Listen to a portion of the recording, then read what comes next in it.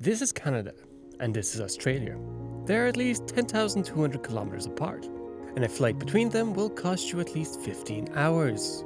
Despite one nestling in the northern hemisphere and the other sprawling across the southern, one having lots of small deadly animals and the other having mostly large ones, these two nations share more common ground than one might initially think. Let's unpack the differences. Once distant outposts on the vast map of the British Empire, both lands embarked on their journeys towards nationhood whilst under the control of the Union Jack. The Dominion of Canada sprang to life in 1867 as 4 British colonies clasped hands in unity. Not far behind, in 1901, Australia's own federation saw 6 colonies unite, birthing the Commonwealth of Australia. This pivotal moment was their collective stride towards autonomy, yet still within the comforting embrace of the British Crown. The influence of British settlers has deeply permeated both societies, as over the centuries waves of British immigrants have crossed oceans, bringing with them traditions, language, and customs to be woven into the Canadian and Australian ways of life. The English language, parliamentary democracy, and even the love for cricket and rugby have all been exported, not to mention beer. The government structure of both Australia and Canada are adopted from the Westminster system of governance in Britain. But unlike Britain's more unitary system, Australia and Canada are both federal states, with significant powers devolved to state or provincial governments. Another thing that the British gave both Canadians and Australians is their language. As an English speaker, you would feel right at home in either country. However, Canada distinguishes itself here with its bilingual policy, recognizing French as a significant language alongside English. Similarly, Christianity stands as the largest religion in both countries. This religious similarity further underscores the common values and societal norms that guide Canadian and Australian societies. Another thing that definitely unites the two nations is the fact that foreigners have a hard time guessing their respective capital cities. In Canada, the quest for a capital settled on Ottawa in 1867. Across the globe, Canberra emerged as Australia's political heart in 1913. Both of the cities are largely purpose-built to be capitals, and were chosen amongst other more significant cities.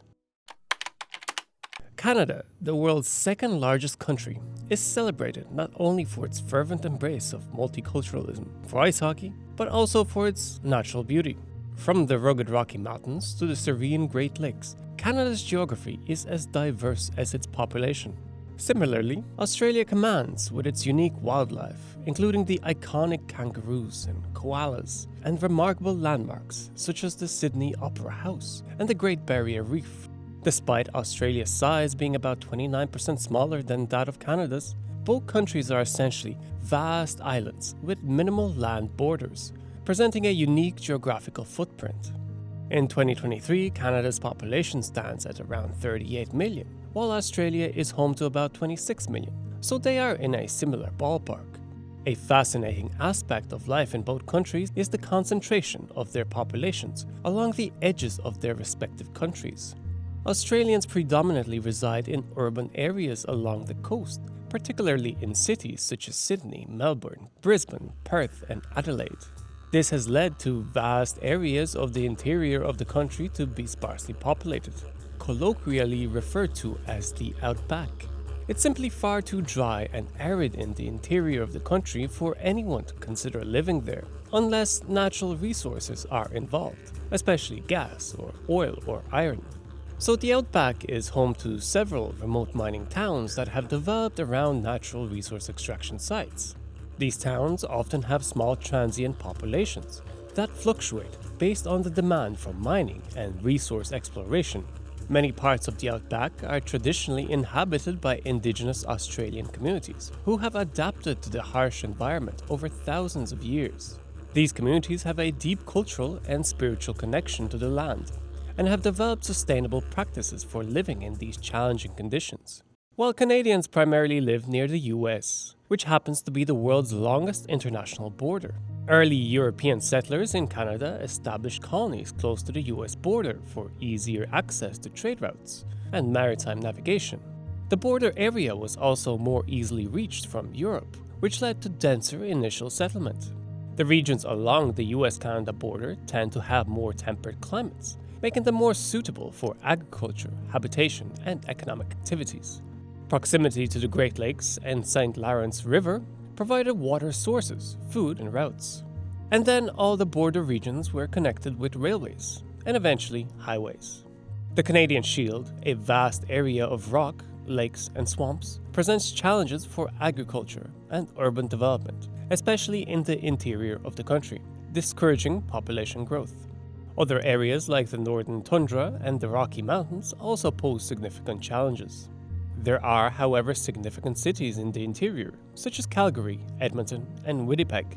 Similarly to Australia, these cities developed around resources like oil and gas. So despite the allure of their vast, wild expanses in their backyards, the majority of both Canadians and Australians choose the vibrancy of city life. This urban preference doesn't detract from the fact that both countries face the challenge of managing their uninhabited or sparsely populated territories, ensuring the preservation of their natural heritage and biodiversity. Canada and Australia also stand as beacons of economic strength and open trade on the world stage. Both countries have established themselves as attractive hubs for global investment. The Canadian and Australian dollars have a comparable value. One US dollar is currently worth 135 Canadian and 152 Australian. The economic robustness of the countries is mirrored in the realm of global mobility, as the Australian passport ranks 7th worldwide, offering its holders visa-free access to 185 countries, one spot behind the Canadian passport. So for most purposes, either passport is as good as the other. Canada is the world's 10th largest economy, as it boasts a GDP of $2.14 trillion in 2023, mostly propelled by its rich natural resources, including the world's 3rd largest proven oil reserves. The energy sector, particularly oil extraction, is a cornerstone of Canada's economy. Additionally, its symbiotic trade relationship with the United States is a vital artery, with 3/4 of Canadian exports finding their way to the US markets each year. Not far behind, Australia claims the position of the world's 12th largest economy, with its GDP projected to hit $1.69 trillion by the end of 2023. Australia's economy is also buoyed by its vast natural resources, including leading positions in coal and iron ore, oil and gas production, as well as a significant footprint in the agricultural export sectors. So both countries benefit greatly from their vast empty land masses, which happen to be abundant with resources. The average full-time weekly salary in Australia sits around 1,800 Australian dollars, while Canada's full-time workers average around 1,200 Canadian dollars. This translates to an approximate difference of some 500 Canadian dollars per week in favor of Australians. So Australians are slightly in the lead. Also, the workday in Canada clocks in at 8 hours, compared to Australia's slightly shorter 7.6 hours, hinting at subtle differences in work-life balance. However, in terms of cost of living, Australia ranks the 13th most expensive country globally, with Sydney breaking into the top 10 most expensive cities worldwide. So Canada actually presents a slightly more affordable living scenario, being some 17.7% less expensive than Australia, and ranking 25th in global living costs. Furthermore, the Canadian government offers generous food benefits and free healthcare, easing the financial burden on its residents. Taxation in both countries follows a progressive system, with Canada's average practical tax rate at 28% and Australia's slightly lower at 23.6%. Safety is another shared strength, with both countries boasting low crime rates compared to global standards. Australia ranks 69th, while Canada is 80th out of 164 countries. So while both Australia and Canada offer enticing prospects for skilled migrants, possibly Australia edges out slightly with higher average wages and lower taxes.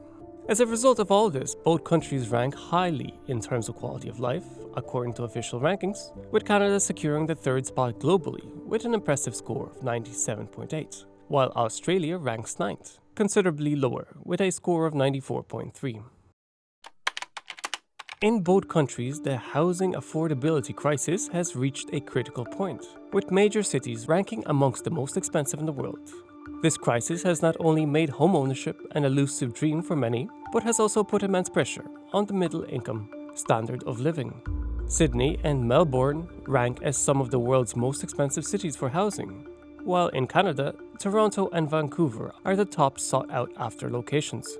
Canada's situation most definitely mirrors Australia's, with soaring rents and a noticeable rise in homelessness across the country. The affordability issue in Canada is so severe that it surpasses the housing crisis in the United States, with home prices and household debt reaching unprecedented levels, largely due to massive mortgages, so the nation stands at a crossroads. This housing affordability crisis in both countries poses significant economic risks, threatening to undermine the financial stability of millions and exacerbate social inequalities. As both nations look to navigate these turbulent waters, the future of their housing markets remains uncertain. Potential solutions may include regulatory measures to curb speculative buying, increased investment in affordable housing projects, and policies aimed at balancing market forces to ensure the dream of homeownership remains within the reach of the average citizen. So there you have it, Canada and Australia. In my experience, these two countries are rarely thought of together, but they are quite similar, and as such they are both pretty awesome places to live. If you like this video, then you might also like my video comparing Canada to Russia. Click right here. And this is my Patreon map. Everyone on this map is a legend, and it helps support my videos directly. Thank you all so much.